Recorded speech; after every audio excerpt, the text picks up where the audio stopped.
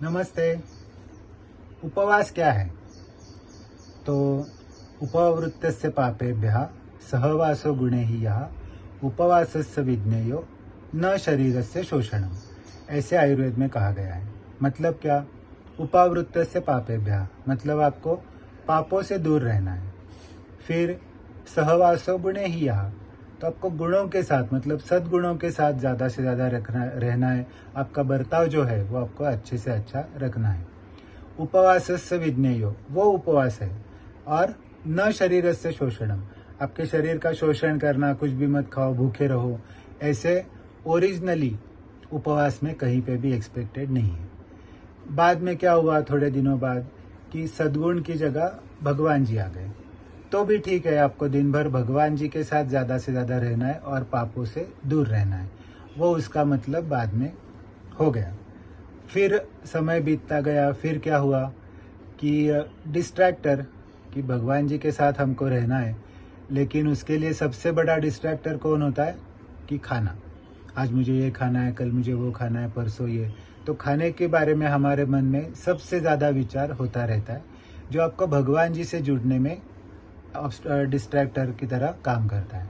इसलिए क्या कि कोई गिनी चुनी 3-4 चीज़ है, आपको वही खा सकते हैं सिर्फ उपवास को, बाकी का आपको सोचना भी नहीं। ऑटोमेटिकली उसका फ़ायदा क्या होगा कि आप भगवान जी की तरफ आपका ध्यान ज़्यादा जा सकता है। लेकिन फिर समय बीतता गया, फिर क्या हुआ कि उपवास के लिए आज हम क्या खाते हैं, स्पेशली गुजरात, महाराष्ट्र, मध्य प्रदेश और साउदर्न इंडिया में, तो एक रहता है साबूदाना, फिर मूंगफली या शेंगदाना बोलते हैं, फिर स्वीट पोटैटो, फिर रहता है आलू और हरी मिर्च। ये जो 5 चीज़ है वो सबसे ज़्यादा उपवास में खाई जाती है।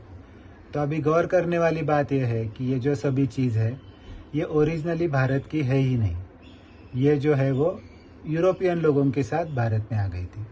अगर आपने कभी इंटरनेट पे सर्च किया कि जॉर्ज वाशिंगटन कार्वर, ऐसे सर्च करके देखिए, तो ये था एक निग्रो, बहुत ही इंटेलिजेंट एग्रीकल्चरिस्ट, न्यूट्रिशनिस्ट थे। तो उन्होंने ये सब चीज़ उस वक्त 19वीं सदी में, 18वीं सदी में, 19वीं सदी में अमेरिका में ये सब पॉपुलराइज किया था। 1914 का जो फर्स्ट वर्ल्ड वॉर हुआ उससे पहले।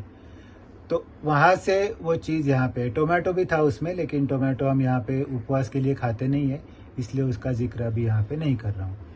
तो ये सब चीज़ है वो भारत में अभी 100-200 सालों से आ गई है। इसका दूसरा तथ्य क्या है कि हमारा आयुर्वेद का जो सबसे आखिरी ग्रंथ है भाव प्रकाश, उसमें भी ये 5 चीज़ों का नाम तक नहीं है, नामोल्लेख भी नहीं है।